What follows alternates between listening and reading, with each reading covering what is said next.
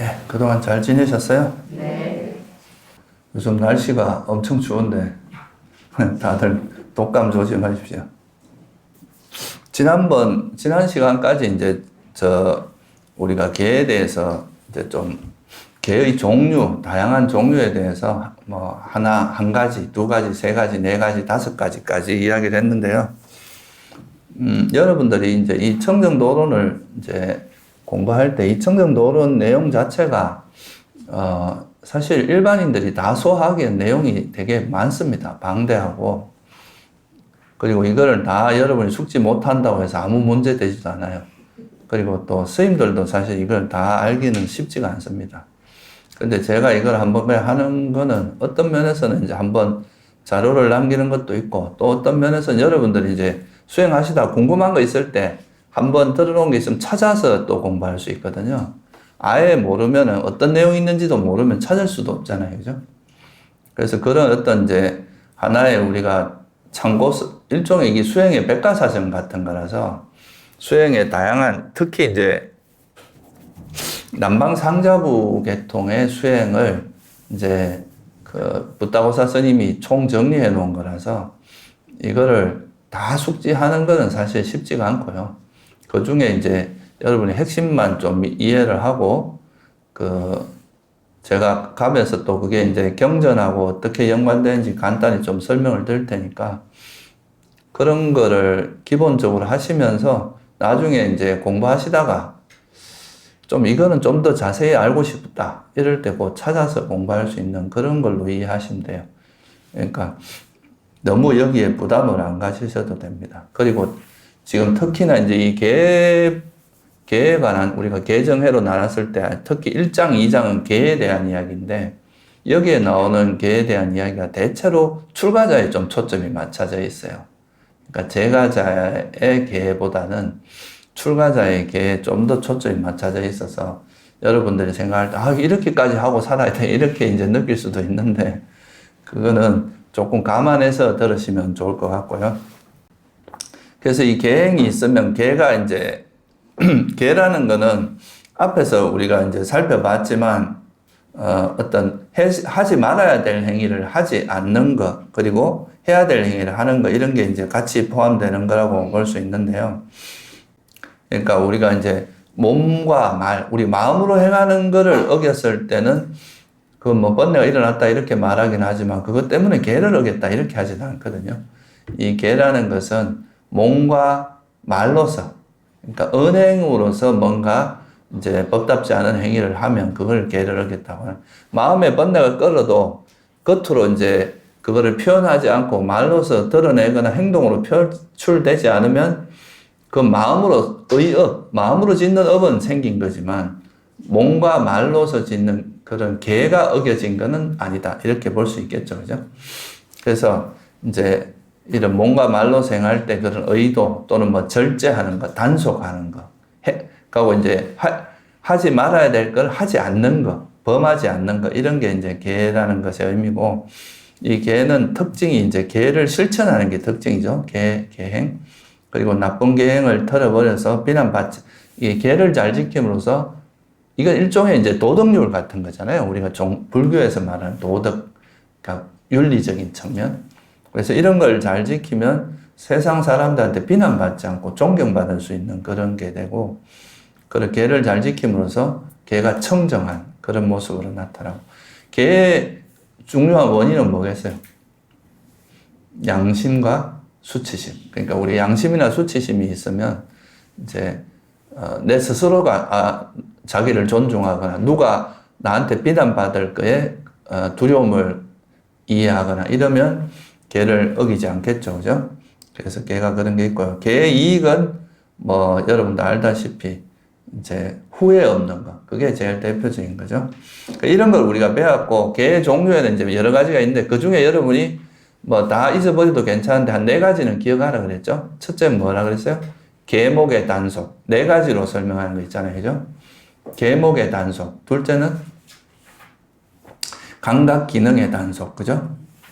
그 다음에 필수품의 청정. 그 다음에 의약품 그 청정. 이렇게 네 가지를 말씀을 드렸는데 그것도 조금 있다가 내가 다시 한번 이제 설명을 드리고, 그 다음에 이제 이런 계를 우리가 이제 다양한 계가 있다는 거, 이제 특히 조금 더 계목의 관점에서 이야기하면 비구계가 있고 비구니계가 있고 삼위계가 있고 삼인이계가 있습니다. 그리고 또 이제 제가자들이 지키는 계는 5계와 8계. 보통 이제 제가자들 출가자 외에 제가자가 지키는 계는 이제 8계가 이제 제일 그거 한 거죠. 이제 8계를 지키는 거, 그게 계목의 단속입니다. 그 외에도 뭐 감각기능 단속하고 뭐 이런 것도 들어가긴 하지만, 그리고 뭐 생계, 우리가 필수품이라는 건 생계에 해당하는 거죠. 옷 먹고 살려면 필수품이 있어야 되니까. 그런 거에 대한 이야기인데, 개의 깨끗함이라고 하는 거는 개가 이제 깨끗한 게 있고 오염된 게 있다. 이렇게 말할 수 있는데, 깨끗하다는 건 뭘 의미합니까? 오염됐다는 거는 개를 어겼다는 뜻이고, 깨끗하다는 건 뭘 의미합니까? 개를 잘 지키고 있다. 개를 어기지 않는다. 이런 의미가 있습니다. 그러니까 개가 우리가 파괴라고 하잖아요. 그죠? 개가 부서졌다, 무너졌다. 그러니까 이제 훼손, 개를 어기는 게 이제 오염이고, 이런 거를 이제 개를 어기는데 가장 큰 것 중에 하나가 결국 그 밑뿌리에 보면 욕망과 또는 뭐 이득, 이기심, 명성, 자기 명성을 위해서 또 그럴 수도 있고, 이런 분노 때문에 또 개를 어길 수도 있어요. 내가 막 너무 화가 나서 남에게 거친 말을 하거나, 이런 것도 이제 분노를 기반해서 개가 어겨진 거죠. 그죠? 그러니까 이런 식으로 이제 보통 이제 개를 어기는 거의 밑바탕에는 그런 이제 번뇌가 기반이 되어 있겠죠. 그죠? 그래서 이런 거고, 특히 이제 스님들 같은 경우는 이제 그런 이성과의 그런 번개에 대해서 여기 많이 나와 있어요. 그러니까 뭐, 옛날에는 이제 그런 뭐, 이성과 뭐 같이 잠자려고 이러면 그건 큰 문제가 되는 거지만, 옛날에 바라문들 같은 경우는 그렇게 안 하더라도 이제 젊은 여자에게 몸에 뭐 향수, 그 기름을 바르게 하거나 이런 걸 통해서, 터치를 통해서 즐기는 거, 이런 것도 있을 수 있고, 또 같이 농담하고, 소위 말해서 뭡니까? 같이 이래 그 엄담패 그런 정도는 아니라도 같이 주고받고 농담하면서 또 즐길 수도 있고, 이런 것들 뭐 이런 것들도 다 일종의 계를 어기는 거에 포함돼요. 청정 노래를 보면 이제 자기 눈으로 여자의 눈을 깊이 응시하고 뭐 이런 이야기도 나오고, 그것도 안 되면 이제 여자들이 웃거나 얘기하는 소리, 노래를 부르거나 하는 걸 담 넘어 보는 거, 이런 것도 들어가고, 뭐 웃고 과거에 이성과 놀았던 재미있는 이야기를 떠올리면서 즐기는 것, 이런 것도 들어갑니다. 그리고 뭐 다른 그 제가자가 남녀가 노는 걸 보면서 같이 즐기는 것, 뭐 요즘으로 말하면 유튜브에 나오면서 이제 서로 뭐 사랑하는 거, 그런 거 보고 즐기는 이런 거에 해당하겠죠. 그리고 이제 개를 지키는데, 그러니까 이제 나는 천상에 태어나기 위해서 이제 청정 범행을 한다. 뭐 이렇게 되면서 그런 욕망으로 좀 이렇게 가득 차서, 물론 우리가 이제 개를 잘 지키면 천상에 태어날 수 있지만 그걸 위해서 개를 지킨다. 이런 거는 조금 욕망이 들어가는 거니까 그런 것도 개가 오염됐다. 그렇게 표현합니다. 그래서 이제 이런 것들이 개가 오염이 됐다고 이야기하고, 그래서 청정 범행의 훼손이고, 훼손이라고 하는 거는 이제 개가 이렇게 있으면 양쪽이 이래 되면 훼손이라고 표현하고, 중간에 되면 뚫어졌다 그러고, 이건 표현입니다. 뭐, 7개 중에 한 2번, 4번, 6번 이렇게 되면 좀 오점이 생겼다. 얼룩졌다 그러잖아요. 그죠? 표현을 그래 하는 거라고 보시면 돼요. 그래서 이런, 한마디로 말해서 개가 오염됐다는 말은 개가 훼손됐다. 개를 어겼다.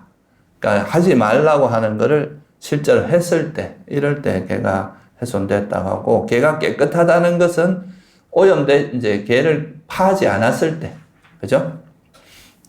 그리고 이제 개를 잘 지켰을 때도 개를 어기지 않고 잘 지켜도 깨끗하다고 하는데, 살다 보면 또 개를 어길 수도 있잖아요, 그죠? 사람이 뭐 어떻게 계속 한 번도 안 어기고 살면 정말 좋겠지만, 그렇지 않을 때, 그러면 예를 들면 이제 스님들이 어떤 뭐 개를 어겼다. 그러면 거기에 적합한 참회 규정이 있어요. 그러니까 대부분의 참회는 그냥 내가 어떠한, 예를 들면 오후에 먹었습니다. 이렇게 옆에 있는 스님한테 실토한다. 이제 자백한다 그러죠. 그렇게 자백만 해도 그 죄가, 그러니까 그 개가 다시 청정해진다고 합니다. 그래서 같은 이제 비구 앞에 앉아서 뭐 이렇게 서로 참여하면 제가 어떤 거 어겼습니다. 그럼 뭐 허물을 봤습니까? 예, 봤습니다. 그러면 다음부터 그러지 마세요. 이런 식으로 해서 그 개를 이제 청정하게 만들어주면 그것도 이제 개가 오염됐다가 다시 청정해진 케이스가 되겠죠. 그죠? 그래서 이제 개에서 제일 그 중요한 거는 사실 되게 이제 큰 거는 이제 뭐 더 무거운 계율을 어기는 거는 좀 더 큰 벌이 있지만 대부분의 사소한 계율 같은 경우는 다른 사람에게 고백하는 걸로, 고백해서 이제 참여하는 걸로 대부분 계가 이제 청정해질 수 있습니다. 그래서 이런 이게 이제 계의 깨끗함이고, 그런 깨끗함을 유지하기 위해서는 우리가 기본적으로 해야 되는 계를 지킬 때 뭐를 봐야 되겠어요? 계를 어겼을 때의 그 안 좋은 점, 위험성, 이런 걸 보고 계를 잘 지켰을 때 이익이 있을 거 아니에요. 그죠? 그러니까 계를 어기니까 막 주변 사람들이 욕하고 막, 아, 저 사람은 진짜 나쁜 사람이야. 이렇게 뭐 사회적으로 지탄을 받고 이렇게 되고, 계를 만약에 잘 지키면, 아, 저 사람 절대 거짓말 안 하더라. 저 사람은 누구에게도 험한 말 하지 않고 굉장히 부드러운 말을 하더라. 또는 이제 저 사람은 절대 남에게 이간질 하거나 타인과 이간질 하지 않는다. 뭐 그런 식으로 이제 그 사람에 대한 되게 좋은 명성이 따르는 거죠. 그러니까 이게 이익인 거죠. 그래서 계를 파했을 때 오는 그 위험성과 계를 지켰을 때의 성취감, 그거를 보면 이제 우리가 계를 잘 계를 오염되지 않고 계를 잘 깨끗한 채로 유지할 수 있다. 그래서 계를 잘 지키면 오는 이익이 뭐냐면 재물을 얻고 좋은 명성이 따르고 어떤 회중에 가더라도 당당하고, 그리고 죽을 때 어리석지 않게 죽고 정신 똑바로 차리고 죽는다 이 말이에요. 그리고 이제 선처에 태어난다. 이게 이익이라면 그 위험성은 이거의 반대겠죠. 그죠? 계를 깨면 어떻게 되겠어요? 재물을 잃습니다. 그러니까 우리가 술 마시지 말라 그랬는데 술을 많이 마시면 뭐 술로 인한 사고도 치고 이래가, 보통 술 좋아하는 사람은 집 세 채는 먹었다 그러죠. 술 먹는 것만 잘 아껴도 집을 뭐 몇 채는 살 수 있다. 그렇게 그만큼 술 먹고 또 사고 치고, 예를 들면 뭐 음주 운전을 할 수도 있고, 그죠? 그러다 보면 그게 큰 문제를 일으킬 수 있는. 그러니까 이 술을, 불교에서는 술 마시지 말라는 계율을 되게 엄격하게 이야기하는 게, 술을 먹으면 앞에 있는 5가지도 다 어길 수 있거든요. 살생도 할 수 있고, 또 술 먹고 또 정신 나가, 술 먹고 도박이 있는 사람도 있잖아요. 그죠? 도둑질을 할 수도 있고, 술김에 또 막 잘못해가 사람하고 시비 붙어가 싸우다가 살인을 할 수도 있고, 그러니까 이런 여러 가지 문제점이 있다는 거죠. 그래서 이제 재물을 잃게 되고, 또 악명, 계를 어기면 이제 안 좋은 악명이 생기고, 어디 가도 막 혹시 내가 계를 어긴 걸 남들이, 내가 예를 들어 바람을 피고 있는데 불안하잖아요. 누가 알면 어떡하지? 이런 게 이제 회중에 가면 의기소침해지는 거고, 죽을 때 어리석게 죽는다. 계속 악행을 많이 하다 보면 죽을 때 정신이 막지 못하고 어리석게 죽을 수 있고, 그럼 뭐 또 악행을 많이 했으면 악처에 태어나겠죠. 그죠? 그런 게 위험성이다. 그래서 이런 게 있고, 계를 잘 지키면 그 반대로 아까 말했듯이 재물이 쌓이고, 그 다음에 좋은 명성이 생기고, 어떤 회중에 가더라도 당당하게, 그죠? 그리낌 없이 당당하게 그렇게 할 수 있고, 또 죽을 때는 어리석지 않게 정신 똑바로 차리고 죽을 수 있고, 악처에 태어나지 않고 선처에 태어나겠죠?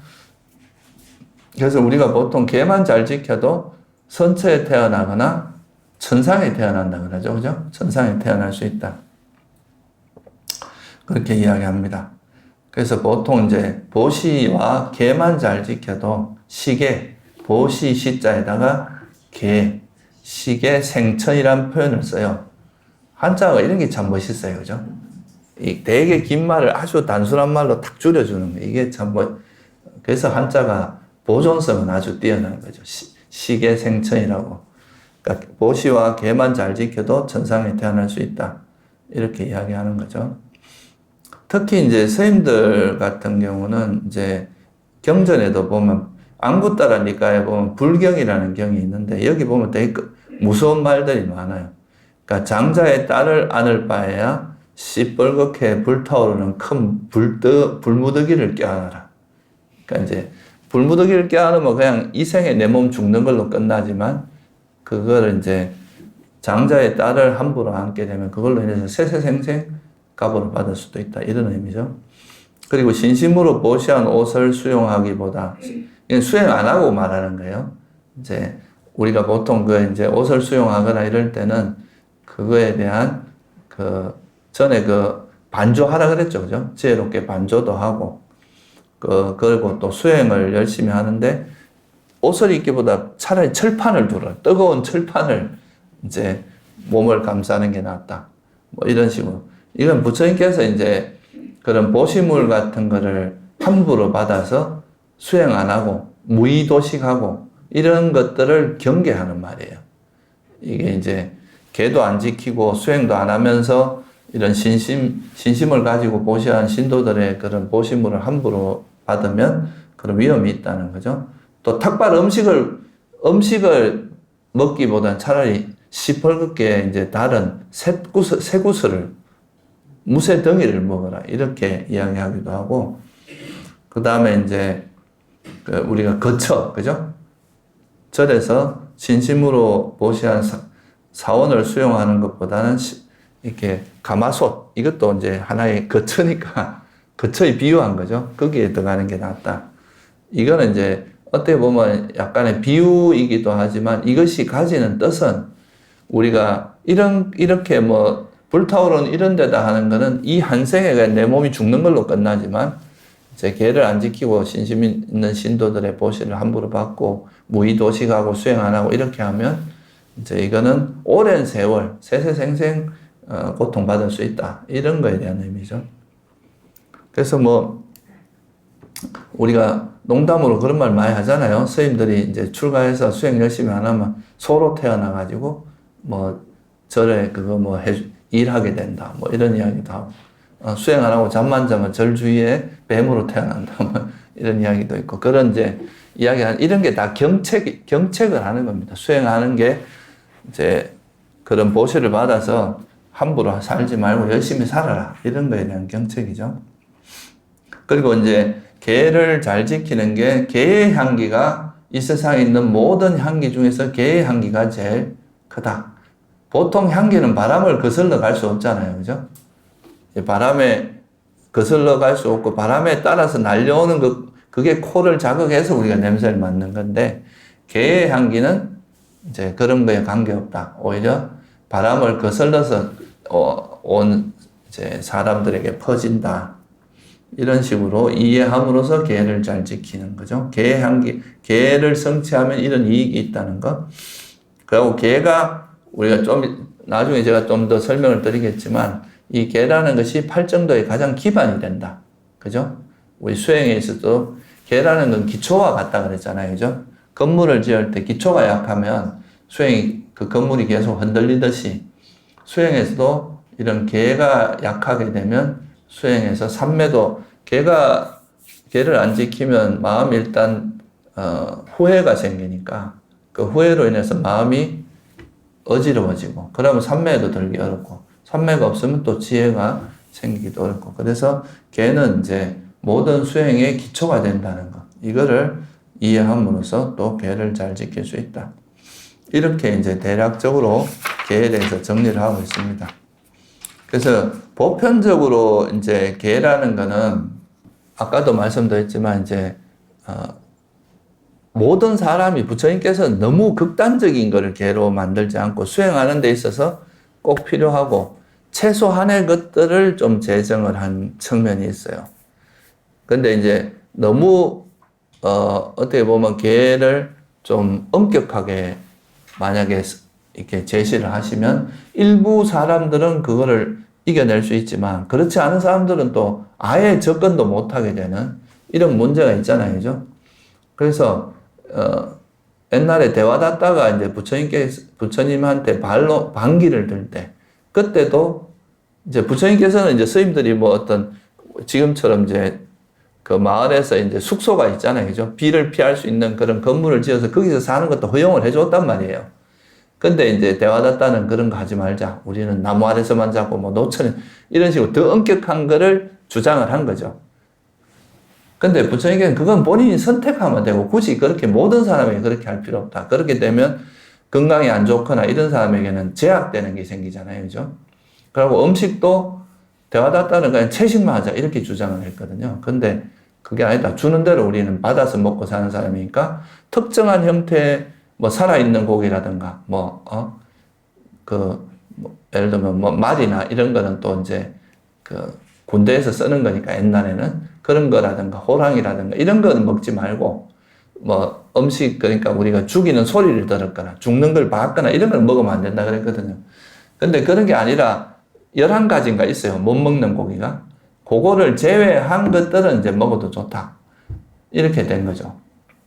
그래서 너무 엄격하게 하게 되면 이게 이제 수행에 접근할 수 있는 그 접근성이 확 떨어집니다. 그러니까 아주 특별한 사람만 할 수 있고. 그래서 그거를 이제 모든 사람이 하게는 안 하지만 좀 더 엄격하게 하는 사람들이 하는 수행을 두타행이라고 이야기합니다. 이거는 이제 모든 사람이 반드시 해야 되는 건 아니에요. 이건 자기의 선택적인 부분이에요. 우리가 비구로서 출가해가 비구계를 지키는 거 이거는 선택이 아닙니다. 누구나 다 해야 되는 거야. 또 5계를 지키는 거 이건 또 불자라면 그래도 5계를 지키려고 노력을 해야 돼요.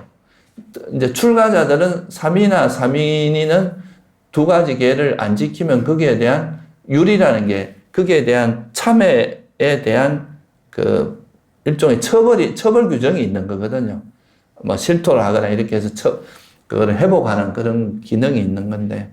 그래서 비구계나 비구니계나 삼위계나 삼인이계 이거는 필수로 지켜야 되는 건데 이 두타행 같은 거는 이거는 꼭 이걸 다 지켜야 되는 그런 건 아니고 나는 좀 더 엄격하게 금욕적인 생활을 하겠다.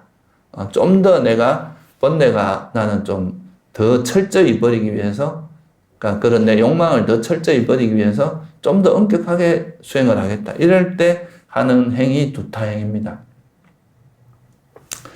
그래서 이 두타라는 말은 원래 이제 두타라는 의미는 오염원을 이제 문자적으로 보면 번뇌, 오염원을 제거한 수행, 제거한 비구들의 수행 이런 뜻이에요. 근데 이거를 그냥 좀 쉽게 말하면 좀 더 아주 엄격한 금욕적인 수행, 엄격한 그런 이제 수행이다. 이렇게 그냥 이해하시면 좋을 것 같아요.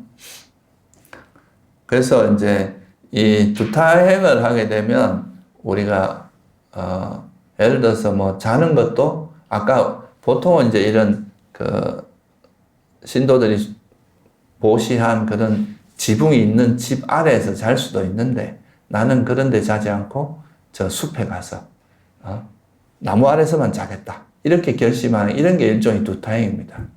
두타행의 두타제일이 누굽니까? 예, 마하가섭존자.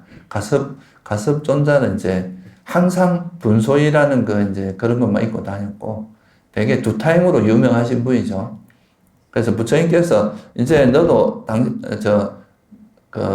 너도 이제 나이도 많이 들고 그러니까 이제 두타행을 그만두고 좀 편하게 지내라. 그렇게 편하다기보다 조금 더 이제 자기 몸을 좀 보호해라. 이렇게 하니까 이제 당신은 미래의 어떤 제자들, 후학들을 위해서 나는 이걸 하겠다. 뭐 이래가 계속 했던 그런 이야기가 나옵니다.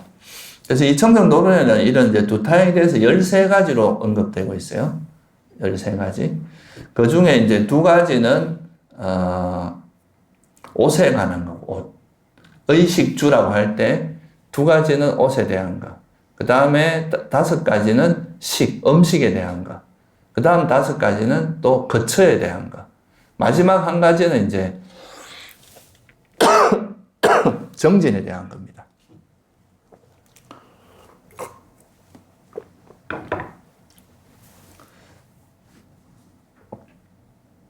정진은 뭐 여러분도 나중에 좀 이따 설명하겠지만 대표적인 게 그거예요. 장자부라.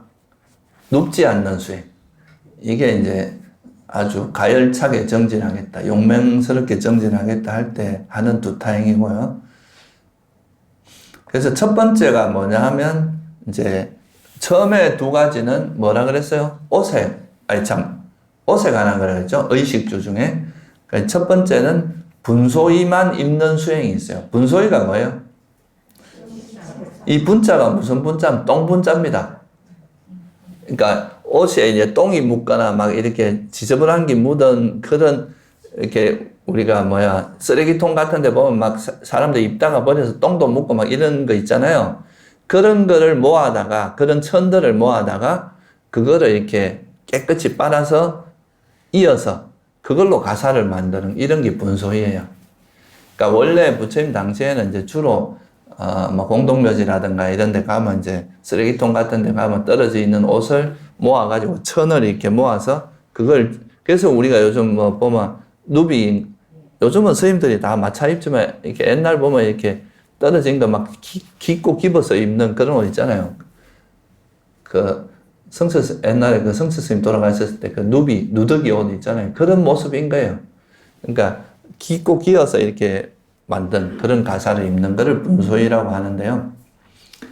근데 이제 이런 분소이도 있지만 또 이제 성가가 또 신도분들 중에서 당신들이 가지고 있는 그런 이제 천 같은 거를 보시하면서 이 천으로 가사를 해 입으시오 하고 보시할 수 있잖아요. 그죠?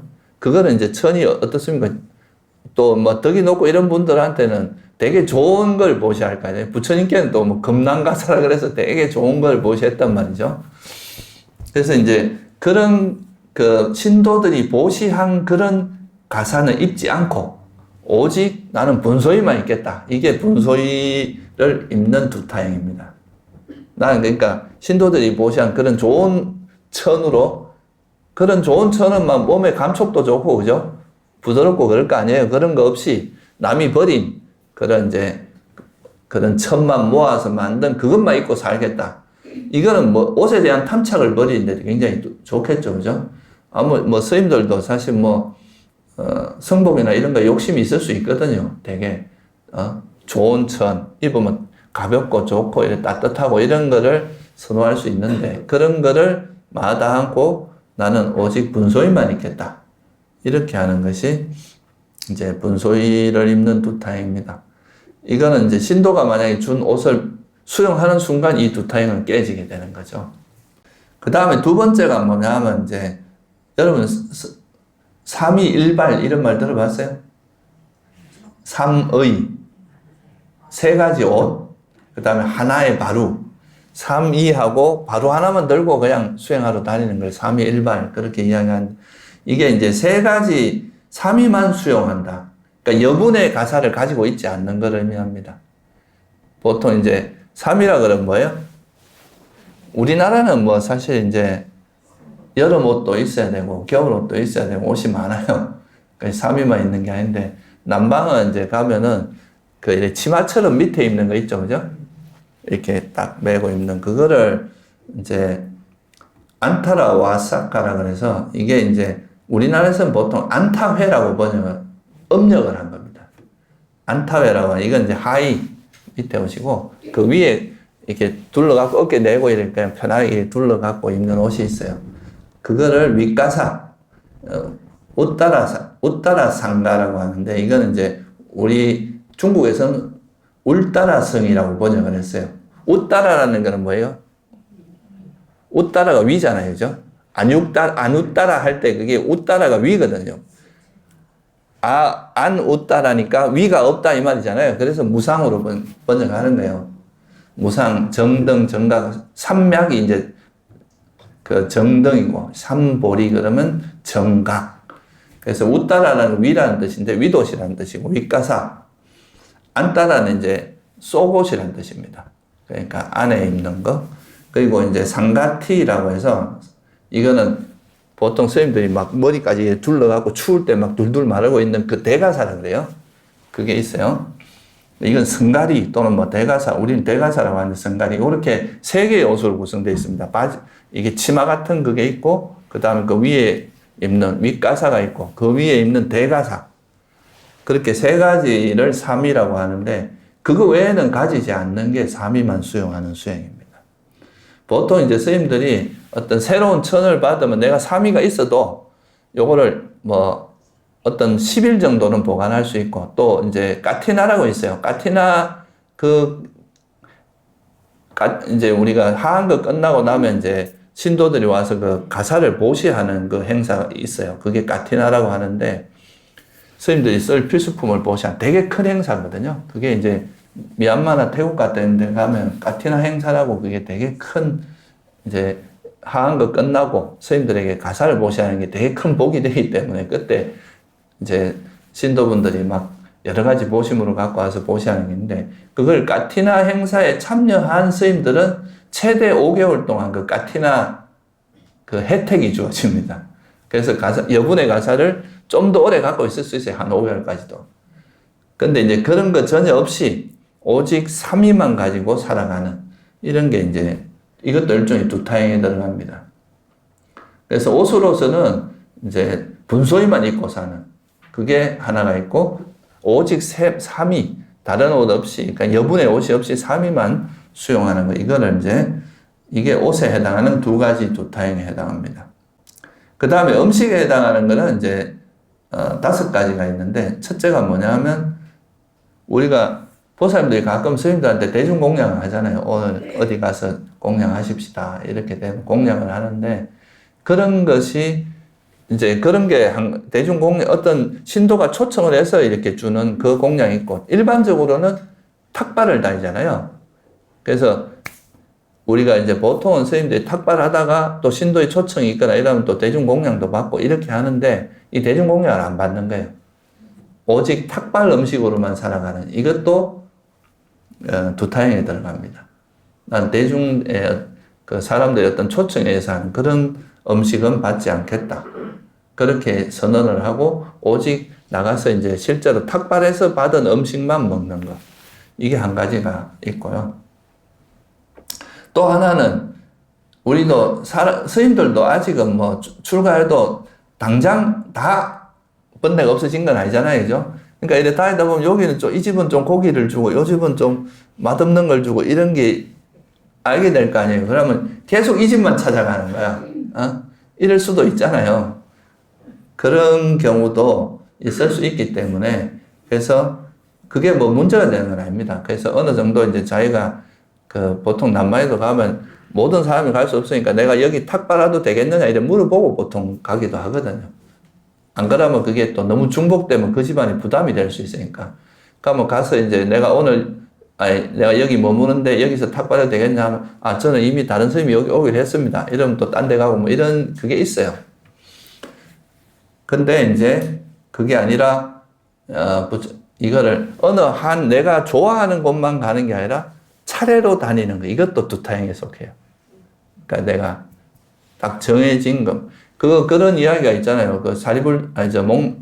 가섭존자가 가난한 사람에게 복을 주기 위해서 가난한 집만 다녔는데, 그냥 부처님께서 뭐라 그러셨잖아요. 부자들도 왜 복을 줘야 된다. 그래서 이제 차례로 다녔다고 하잖아요. 이것도 두타행에 들어갑니다.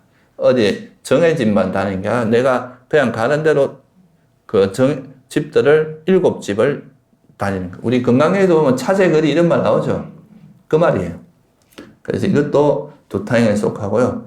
그 다음에 이제 한 자리에서만 먹는 수행. 이것도 우리가 여기 앉았다가 또 다른 자리에 옮겨서 먹지 않고 딱 자기가 앉은 그 자리에서 음식을 끝내는 거. 이것도 두타행에 속합니다. 내가 먹다 보면 좀 더 들기 위해서 다른 자리 갈 수도 있고, 뭐 자리 불편하면 또 이럴 수도 있잖아요. 그런 거 없이 오직 이제 자기가 앉은 그 자리에서 끝내는 거. 이것도 있고, 그 다음에 또 하나는 이건 뭐 여러분 그냥 이런 게 있다는 정도만 아시면 돼요. 이게 이제 일반적으로 다 많이 통용되고 있는 그런 건 아니기 때문에. 그리고 이제 바로 한 개의 탁발 음식만 먹는 수행. 그러니까 바루가 있으면 우리는 이제 바로 이렇게 밥 공양 그릇도 있고 옆에 국그릇도 있고 이럴 수 있잖아요. 그죠? 여러 개의 그게 있는데, 그러고 또 남방에도 가면은 이렇게 탁발, 보통 이제 이거에서 탁발을 바루에다 이제 음식을 받는데, 보통 반찬 중에서 이렇게 이렇게 좀 섞이고 이런 걸 비닐에 넣어서 이렇게 따로 주거든요. 이제 좀 따로 먹으라고. 그러면 그걸 이제 그 바로 안에다 다 넣어갖고 먹어야지, 다른 데 꺼내가지고 이제 여분으로 먹으면 그런 게 안 된다. 두 번째 그릇이 안 된다. 오직 하나의 바로 안에 있는 음식으로 먹어야 되는 이런 것도 두타행에 들어갑니다. 그리고 이제 나중에 얻은 밥, 그러니까 내가 먹다가 여기 이제 한 바루에서 딱 먹었는데 이제 먹다가 보니 좀 부족해.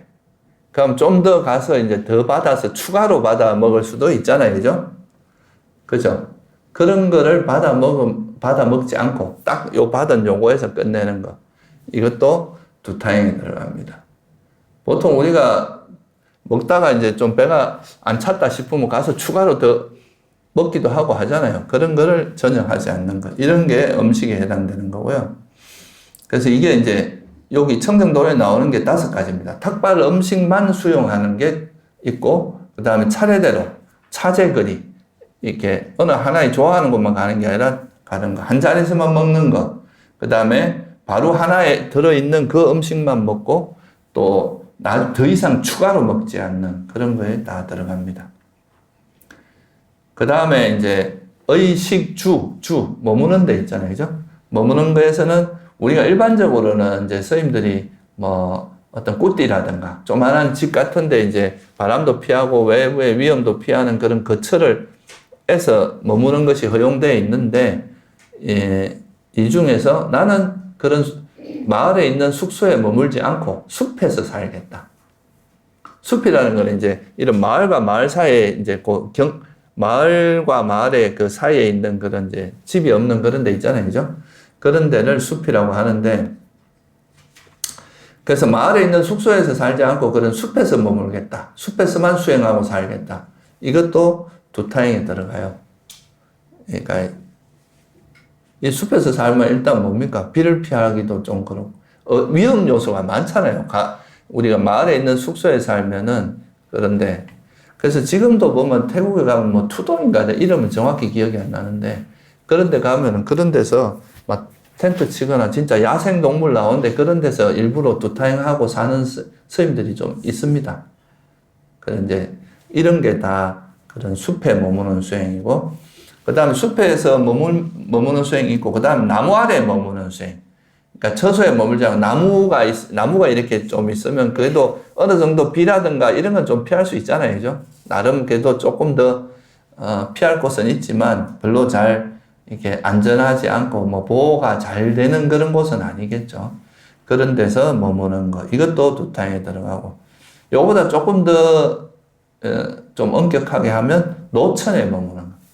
그러니까 나무나 이런 이제 비를 피하거나 이럴 수 있는 것도 없이 그냥 말 그대로 야외 노천에 머무는, 노천에 이렇게 가사 이렇게 덮어 쓰고 대충 이렇게 머무는 그런 것이 있고요. 그리고 또 이거는 이제 조금 더 그거 한 건데, 이제 공동묘지에 머무는 수행.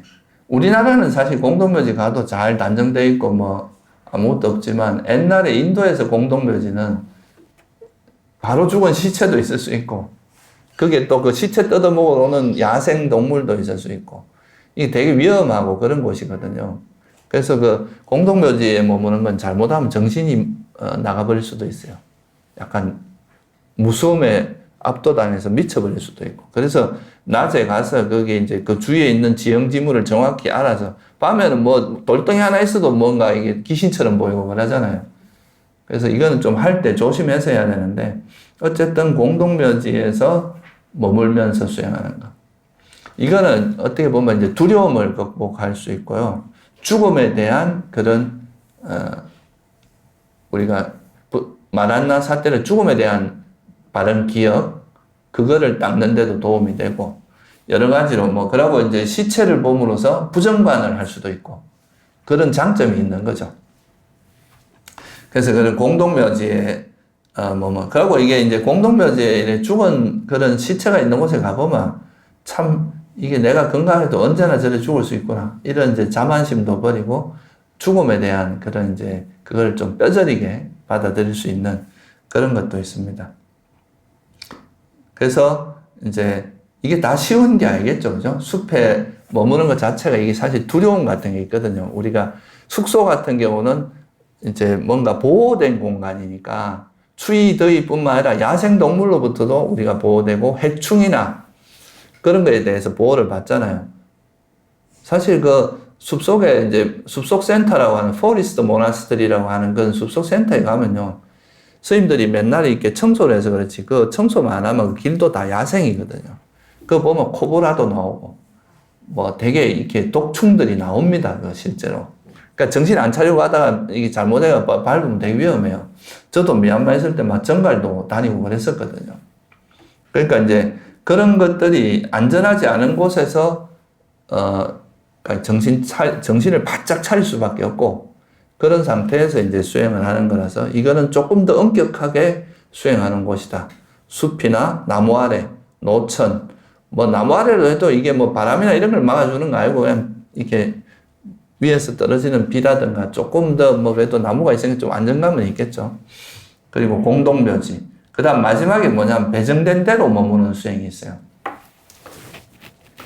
우리 지금 선언에서도 보면 이제, 성가에서 지정해 주는 대로 머무는 거, 이거를 청규로 넣어놨거든요. 이거 왜냐하면 사람들이, 이 방 내 마음에 안 들어, 이거 바꿔줘. 이렇게 하다 보면 이게 사실 그 관리 측면에서도 어렵고, 어느 방에 대해서 애착을 가지고 이런 것도 별로 좋지가 않고, 그래서 원래 이제 이런 성가에 가면은 스님들이 이렇게 성가에서 배정해 주는 방향대로 웬만하면 머물게 해요. 근데 그게 이제 특별히 뭔가 문제가 있으면 요청을 해서, 내가 여기는 좀 나하고 문제가 있다. 또는 뭐 내가 먹는 이제 공양간하고 숙소가 너무 멀다거나 이러면서 이제 투정하면서 바꿔달라고 하는 스님들도 있단 말이죠. 근데 그런 거 없이 그냥 이제 성가에서 딱 지정해주는 그 숙소에만 머무는 거. 그것도 두타행에 들어간다. 이렇게 보는 거죠. 이거는 사실 꼭 두타행의 범주가 아니라도 어디 가도 우리가 그러니까 이제 주어진 대로, 그죠? 그러니까 주어진 대로 우리가 거기서 적응하면서 살아보는 거, 이것도 우리가 수행하는데 상당히 도움이 됩니다. 우리가 내가 번뇌 일으킬 만한 상황이 아닐 때 번뇌를 안 일으키는 거, 이거는 쉬운 거잖아요. 쉽다기보다 그래도 할 수 있는 거잖아요. 근데 이거는 불만이 생길 수밖에 없는 곳에서 불만을 일으키지 않는 것. 그러니까 난행, 우리가 어려운 행에서 능히 행하는 거, 이게 수행자의 삶이라고. 난행을 능행해야 이게 수행자다, 이런 말을 한단 말이죠. 그러니까 일반적으로 우리가 밖에서 세속에서는 막 넓은 침대, 좋은 집에 내가 원하는 그런 걸 만들어 놓고 사는데 그런 거 없이 그냥 주어진 대로 그 속에서 지내보는 거. 이게 또 우리한테 주는 되게 큰 배움이 있습니다. 그 속에서. 자기 욕망을 좀 내려놓고 또 그런 조금 내가 원치 않는 환경에서도 적응하면서 화내지 않는 것. 이런 게 되게 또 수행에 도움이 되기 때문에 그래서 이걸 이제 그런 배정된 대로 받는 것. 저도 처음 미얀마 갔는데 이제 미얀마 처음 가면 이제 양철 지붕에 이렇게 나무에 이렇게 얇은 합판으로 지은 오두막이거든요. 다른 건 다 뭐 괜찮은데 거기가 다람쥐들의 놀이터야. 그러니까 이게 나무가 있으니까 그 위에서 막 계속 밤새도록 다다다다다다다 이렇게 다니는데 참 진짜 처음에 한 며칠은 잠을 못 잤어요. 그것도 비가 오면 양철 지붕 어떠냐 하면 땡땡땡땡 소리가 어마어마합니다. 그러니까 이제 그런 게 처음에는 그러니까 우리가 한국같이 이렇게 좋은 환경에 우리 한국처럼 대부분 환경이 좋잖아요. 그런 데 있다가 그런 데서 살면 진짜 한 며칠은 진짜 힘들거든요. 근데 그게 이제 좀 지나다 보면 좀 적응되면 뭐 그것도 좋은 소리로 그냥 뭐 별로 신경 안 쓰고 살 수 있게 되는데 그래서 그런 것도 그렇게 한번 적응을 해보면 또 살만하거든요. 화장실도 뭐 공용으로 쓰거든, 그러니까 그런 환경에서 우리가 되게 편하게 지내다 그런 데 가면 너무 불편하거든요. 근데 이제 그런 데서도 또 살아가다 보면 또 그게 그 속에서 또 이제 자기가 적응하면서 진짜 소욕하면서 살아가는 그런 노하우가 생기는 거죠. 그 다음 마지막으로 이제 요게 숙소에 관련된 것. 그게 숙소에 관련된 두타이고 마지막으로 이제 눕지 않는 수행입니다. 우리나라에서 보통 장자부라 뭐 이런 성철 스님도 오랜 세월 했고 보통 이제 우리나라 선방 같은 데서 이런 장자불화를 하시는 분들이 좀 있습니다. 가끔. 그러니까 이제 항상 눕지 않고 잘 때도 안 눕고 자는 거예요. 그렇게 하는 게 근데 그러고 이제 혹시 넘어질까봐 이게 이제 의자 같은 데 이렇게 끈으로 묶고 자기도 하고 그러거든요. 그거는 이제 중간쯤으로 하는 거고 엄격하게 하는 건 그런 것도 사용하면 안 돼. 등을 기대도 안 되고. 그런 거를 우리가 눕지 않는 수행이라고 합니다. 그러니까 이거는 이제 계속 자꾸 눕는다는 걸 뭐냐 하면 이렇게 우리가 편안함을 즐기는 거에 해당하겠죠. 그죠? 그래서 경전에 보면 이런 말이 있어요. 누워서 자는 즐거움, 옆으로 누워 자는 즐거움, 조는 즐거움. 이렇게 꾸벅꾸벅 졸고 있는 게 이게 또 이렇게 일종의 수면욕, 감각적 욕망이거든요. 편안함을 즐기는 거라서. 그런 거에 빠지지 않고 이제 계속 앉아 있으니까 아무래도 누워 있을 때보다 수행에 전념하는 시간이 많아지겠죠. 그래서 이제 수행에도 더 전념하고 또 항상 이렇게 누워서 출가자인데 옆에서 보니까 맨날 누워서 빈둥빈둥하고 있고 이런 거 보면 신심 떨어지거든요. 근데 이제 그게 아니라 언제나 여법하게 앉아서 정진하고 이런 모습을 보면 다른 사람들이 그런 위의에 감동을 받는다. 이거죠. 그래서 그 부처님 전생담에도 보면 그런 이야기가 나와요. 석가모니 부처님께서 어디서 이제 탁 앉아 있는데 그 앉아 있는 그 모습 자체에서 사람들이 너무나 큰 감동을 하는 거예요. 그 여법한 그런 모습에. 그게 우리 보통 연불 할 때 천상천하 무여불 뭐 그런 거 좀 들어보신 적 있죠? 시방세계 영무비 세간 소유 아진견 일체 무여 여불자 그게 다 거기서 나온 개성입니다. 그러니까 부처님을 딱 보고 저 부처님과 같은 부처님에 비할 사람이 없구나 이런 이제 그걸 하듯이 그래서 이런 위의를 통해서 믿음을 자아내고 또 열심히 정진하게 되고 바른 도닦음을 정진시킨다. 그런데 이것도 너무 이제 또 보이기 위해서 하고 이런 건 별로 좋지 않고 또 자기 건강이나 이런 거에 너무 무시하고 하다 보면 잘못하면 허리를 다친다거나 그렇게 될 수 있기 때문에 이런 거는 이제 자기가 스스로 잘 살펴서 해야 됩니다. 이 장자보라 잘못하다가 이제 허리 다치고 몸 상하는 경우도 꽤 있거든요. 이거는 이제 어느 정도 자기가 이제 자기 수행 상태나 이런 걸 잘 봐서 해야지 함부로 하다가 큰일 납니다. 그래서 이제 눕지 않는 수행, 요거는 좀 정진에 해당되는 두타행이다. 그래서 요게 지금까지 말씀드린 13가지의 두타행이 있다. 그러니까 계라는 것은 누구나 불자람 또는 이제 출가자라면 지켜야 될 그런 거라고 한다면 이 두타행은 선택사항이에요. 내가 조금 더 좀 엄격하게 한번 수행해보고 싶다. 수행을 해야 되겠다. 이럴 때 하는 거라고 보시면 돼요. 그러니까 이 두타행을 안 한다고 해서 뭔가 문제가 되거나 이런 건 아닙니다. 그건 자기 조건에 맞게 자기가 선택해서 할 수 있는 그런 거라고 보시면 돼요. 그래서 이런 두타행의 가장 큰 이익은 소욕지족이다. 그러니까 이제 적은 것에 만족하면서 최소한의 것을 다른 거 다 필요 없고 살아가는 데 필요한 삼위 그리고 뭐 이제 음식을 받을 때 필요한 바루 요거 하나만 있으면 된다. 그래서 스님들 사이에서 뭐 가끔 그런 말 하거든요. 삼위일발로 난 살아가고 싶다. 뭐 그렇게 말하는 게 바로 그런 두타행의 한 모습입니다. 소욕지족 그리고 이런 걸 통해서 이제 숲에서 한가롭게 거할 수 있는 그러니까 이런 번거로운 이런 세상에서 있지 않고 숲속에서 조용히 머물 수 있는 그런 것도 이익이고 그리고 이를 통해서 우리가 욕망이 버려지고 그러니까 그런 오염원들이 버려지는 거 이게 이제 두타행의 가장 큰 이익이다 그렇게 볼 수 있겠습니다. 그래서 이걸로 이제 청정도론에서 나오는 개에 대한 거는 제가 간단히 이걸 자세히 뭐 여러분이 알 필요는 없을 것 같아요. 두타행에 그냥 이런 게 있다 정도로 알면 될 것 같고요. 그래서 이제 지금까지 이 청정도론에서는 개에 대해서 두 챕터를 할애하고 있는데 첫 번째 우리가 했던 거는 개가 정의가 뭐고 뭐 이거는 어떤 이익이 있고 뭐 어떻고 이런 것 쭉 설명했던 거고요. 이제 두 번째 장에는 그 두 타형에 대해서 쭉 설명을 한 거고.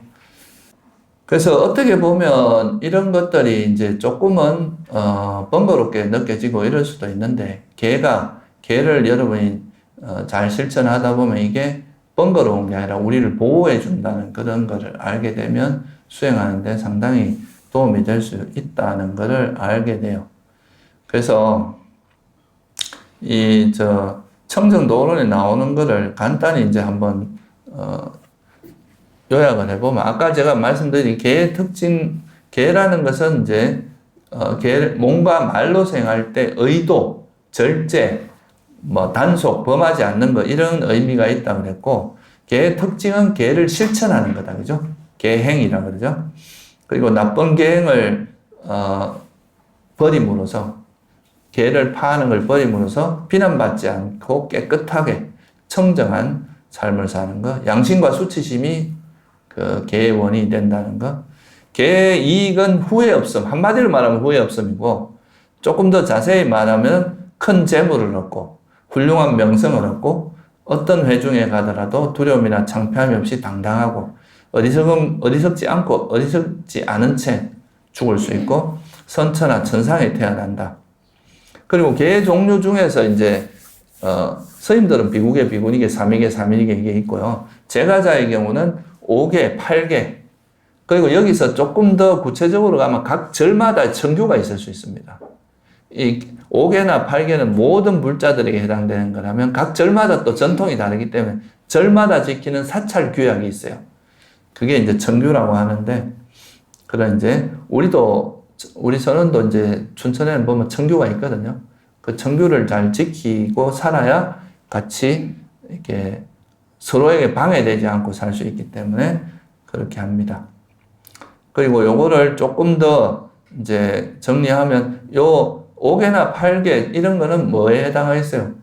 계목의 단속이 있죠. 계목, 계의 어떤 목차가 있는데 그거를 잘 지키는 것, 그거에 해당하고, 그 다음 요거에 조금 더 수행적인 측면이 가미된 게 뭐냐 하면 이제 감각 기능의 단속. 우리가 어떤 번뇌들이 들어올 만한 그런 걸 아예 좀 멀리 하고 그걸 잘 단속함으로써 번뇌가 일어날 가능성을 줄이는 것. 이건 이제 알아차림이라고 하는 게 동반돼야 되죠. 그죠? 그러니까 뭔가 번뇌가 일어날 만한 마음상, 대상을 만났을 때 그걸 잘 단속해서 우리가 번뇌 일어날 걸 좀 멀리 하고 이렇게 함으로써 오히려 번뇌 일어날 걸 단속할 수 있게 됩니다. 그리고 이제 필수품의 청정, 필수품을 얻을 때 정당한 방법으로 얻는 거, 그죠? 스님들 같으면 이제 앞에서 설명했듯이 계략이나 이덕으로 이덕을 구하는 암시 이런 거 안 하는 걸 이야기하는 거고, 이제 제가자들 같은 경우는 직업을 이제 남에게 피해를 주는 직업, 사기를 친다거나, 마약을 판다거나, 또는 요즘 가짜 식품 같은 거, 이런 거, 그죠? 어떤 식품에 보면 고춧가루에다가 물감을 드리고 이런 것도 있을 수 있잖아요. 그런 거 하지 않는 거, 무기 판매. 이런 거야 일반인에게 잘 일어날 수는 없는 건데, 그런 걸 하지 않는 거. 이런 게 필수품의 청정이고, 스님들은 의약품, 이거는 이제 스님들이 항상 수행하면서 가지고 다니는 거니까 따르는 거지. 제가자들에게 크게 해당되는 건 아닙니다. 그래서 이거를 이제 이런 다양한 것들을 우리가 개에서 되게 복잡하게 느껴지지만 이런 거를 팔정도에서는 개가 그러면 어떤 거를 차지하고 있는지 이걸로 좀 정리를 하고 오늘 법회를 마무리하려고 하는데요. 팔정도에서는 이제 팔정도가 어떻게 보면 8가지 요소로 되어 있지만 이 8가지 요소가 다 서로 어우러져서 이게 움직여져야 이게 올바른 수행이 됩니다. 따로따로 노는 게 아니라는 거죠. 그 중에서 이제 개에 해당되는 거는 뭡니까? 정어, 바른말, 그 다음에 정업, 이건 바른 행위죠. 그죠? 언행을 이야기합니다. 언행. 그리고 바른 생계. 우리가 먹고 사는 문제를 어떻게 할 것인가. 바르게 이제 돈을 벌더라도 이제 제대로 해야 된다 이 말이거든요. 그래서 정어, 정업, 정명이 이제 개에 해당하는데, 근데 여기서 그럼 내가 바르게 말하기 위해서 뭐가 전제돼야 됩니까? 이게 바른 말인지 그릇된 말인지를 알아야 될 거 아니에요. 이게 바른 말인지 그릇된 말인지 이거를 분별하는 지혜가 뭐예요? 바른 견해입니다. 그러니까 이걸 잊지 않는 게 바른 기억이고, 그죠? 그래서 이건 정지정념이 꼭 있어야 돼요. 이게 이제 어떤 바른 말인지 그릇된 말인지, 내가 무슨 말을 하려고 하다 이 말의 의도를 보거나 또 말을 딱 보면, 아, 이게 내가 지금 저 사람에 대해서 적의를 가지고 하는 말인지, 또는 아니면 정말 내가 내 어떤 욕심을 가지고 하는 말인지, 이런 거를 정확히 봐야 알아차려야, 그죠? 그래야 이게, 아, 이건 바른 말이 아니라고 멈춰야 되겠죠. 바른 말이면 하고. 그래서 그런 것들이 이제 일단 여기에 바른 견해가 들어가야 되고, 또 바른 말을 하고 그릇된 말을 하지 않기 위해서는 뭐가 필요합니까? 정진이 필요한 거죠. 노력을 해야 될 거 아니에요, 그죠? 내가 애를 쓰지 않는데 그냥 저절로 바른 말이 되진 않을 거 아닙니까, 그죠? 그러니까 바른 지혜가 바탕이 되고, 그 지혜를 기반으로 해서 바른 정진이 도와줘야 돼요. 그래서 우리가 그 위대한 마음가짐경에 보면 이 바른 견해, 바른 기억, 그리고 바른 정진, 이 세 가지 법은 다른 법을 애워싼다, 이런 표현을 써요. 그러니까 무슨 말이냐면 정어, 바른 말과 그릇된 말을 구분하는 거, 이건 정견이죠, 그죠? 그걸 구분한 지혜가 정견이고, 그 다음에 그릇된 말을 버리고 바른 말을 개발하기 위해서 애쓰는 건 뭐에 해당합니까? 바른 정진에 해당하죠, 그죠? 그러니까 이걸 이렇게 그릇된 말을 버리고 바른 말을 개발하기 위해서 애쓰다 보면 어떤 올바른 지혜가 생기는데, 그거를 잊지 않는 게 뭐예요? 그 정념이거든요, 바른 기억. 그래서 이 세 가지가 같이 다른 어떤 바른 말을 하기 위해서는 바른 견해, 바른 정진, 바른 기억이 서포트를 해줘야 돼요.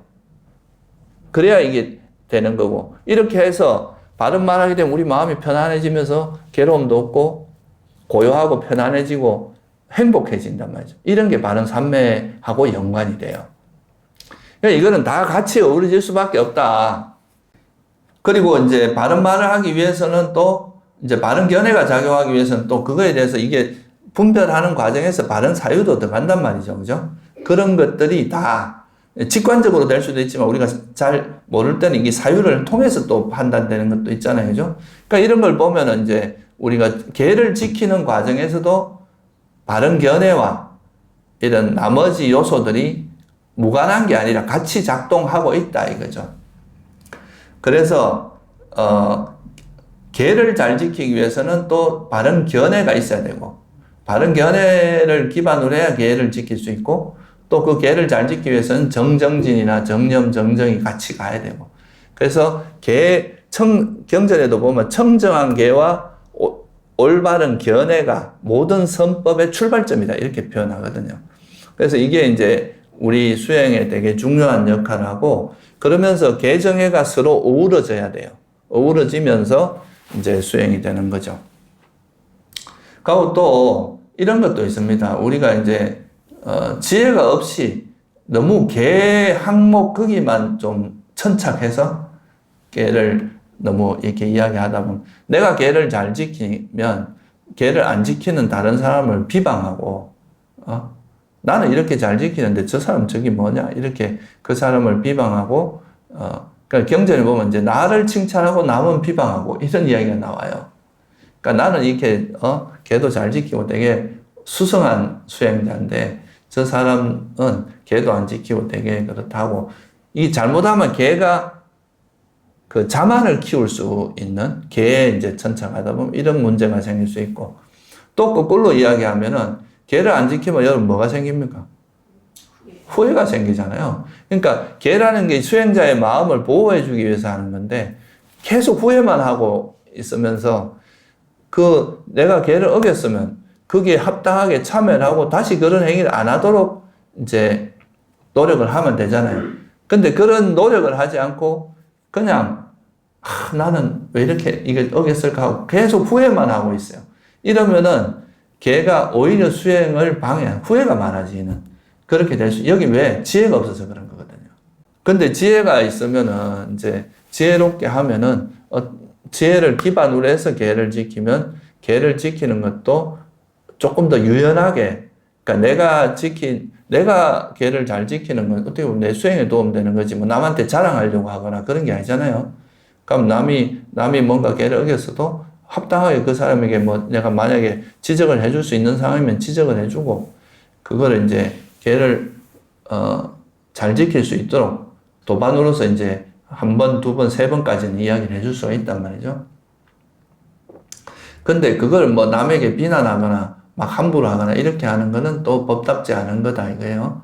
그래서 이게 이제 지혜가 있으면은 개를 더 잘 지킬 수 있어요. 일단 뭐가 옳고 그름을 정확히 아니까 이게 수행의 관점에서 접근할 수 있죠.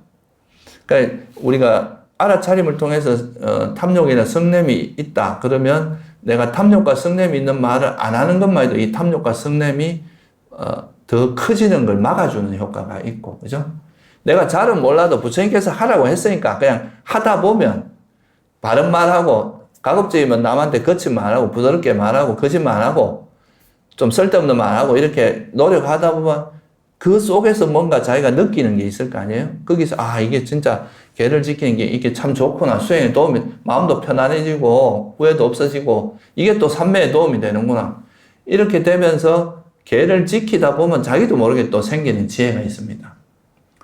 지혜가 또 개를 해주는 것도 있지만, 그래서 이게 서로 어우러지는 거죠. 그리고 여러분들이 막 지혜가 깊어지고 마음이 바뀌면 또 그게 언행으로 안 나타날 수도 없겠죠. 그죠? 내 마음에서 그런 번뇌는 없는데 말은 화내고 막 거짓말하고 이래 될 수는 없을 거 아니에요. 그죠? 이게 이제 좀 거친 것들이 점점 약화되면서 아무래도 말과 행동도 좀 더 이렇게 정화된 형태로, 그런 형태로 나타날 거 아니에요. 그죠? 그래서 이 개라는 것이 단순히 이제 어떤 우리를 제약하고 우리에게 불편함을 주고 우리를 구속하는 이런 게 아니라, 이제 개라는 것은 법답게 말하고 행동하는 법을 알려주는 거거든요. 그러니까 우리에게 이익이 되는 말, 그러니까 나와 남에게 이익이 되고 그런 그 말을 어떻게 하고 행동을 어떻게 하고 이런 걸 알려주는 거니까, 이거를 잘 익혀서 하면 지혜, 삼매도 닦여지고, 그리고 실제로 우리가 이제 일상 속에서 행동하는 걸 통해서 지혜도 많이 생기거든요. 우리가 그냥 앉아서 하는 거 이런 거는 사실 약간 관념적이 될 수도 있어요. 그런데 이게 정말 제대로 된 지혜가 생겼으면 삶 속에서 이게 이제 그런 지혜가 드러날 거 아니에요. 그죠? 그러니까 이제 그런 것들이 다 어우러져서 이제 수행이 발전하는 거라서 개정해가 같이 가는 게 바로 중도수행입니다. 중도수행은 어느 하나만 하는 게 아니라 개정해가 같이 어우러져서 가야 올바른 수행이 될 수 있다는 거, 그걸 잘 알고, 그래서 개에 대해서 다 통틀어서 그냥 한마디로 그러면 간단하게 이야기해서 하면 팔정도의 정어, 정업, 정명을 잘 지키면 개를 충분히 잘 지킬 수 있어요. 왜냐하면 정어 속에 뭐가 들어갑니까? 거짓말 하지 말라 이런 게 다 들어가잖아요. 그죠? 바른 말이 들어가요. 그 다음에 바른 행위 속에 살생하지 말고 도둑질하지 말고 음행하지 말고 들어가잖아요. 또 정명 속에 또 그런 여러 가지 삶에서 중요한, 그러니까 부처님께서 이게 정어, 정업, 정명에서 간단히 얘기했지만 그 속에 5개, 8개는 다 내포하고 있다고 봐도 돼요. 그래서 이제 5개, 제일 한 건 이제 근원적인 건 5개고, 그 다음에 정어, 정업, 정명이라고 하는 게 있잖아요. 그죠? 팔정도, 이거를 잘 실천하고 지혜롭게 잘 실천하면은 웬만한 개는 사실 다 따라온다. 여러분이 정말 이게 이런 수행을 하다 보면 탐욕을 기반으로 하고 성냄을 기반으로 한 것들이 얼마나 해롭다는 걸 몸소 느끼다 보면 이런 걸 자연스럽게 안 하게 되고, 그런 지혜가 성장하다 보면 그런 이제 말이나 행동으로 하는 것이 점차 정화되면서 좀 더 개에 합당한 그런 행동과 말을 하게 되고, 또 삶을 살아가는 삶의 패턴, 생계를 이어가는 방식도 법답게 된다. 그게 바른 생계잖아요. 그죠? 이게 완전히 확립된 존재가 바로 수다원이라고 그랬잖아요. 그죠? 그러니까 개가 완성된다는 거는 그러니까 수다원인 거예요. 그러니까 쉬운 게 아니죠. 그러니까 이게 서로가 상호작용을 잘 하면은 그렇게 될 수 있다는 거, 그걸 이해하시고, 앞에 이런 뭐 아주 디테일한 건 잊어버리시더라도 오늘 제가 말씀드린 8정도에서의 그 정어, 정업, 정명의 의미를 여러분이 잘 이해하시고 5개, 8개에 대한 이해, 그리고 감각 기능에 대한 이런 것만 잘 이해해도 지금 앞에서 이야기한 이거를 기반으로 해서 좀 더 디테일한 건 나중에 관심 있으면 한번 찾아보고 이 정도로 하셔도 됩니다. 예, 오늘은 여기서 마칠게요. 다음 시간부터는 이제 삼매에 대해서 이제 좀 더 구체적으로 한번 살펴보겠습니다.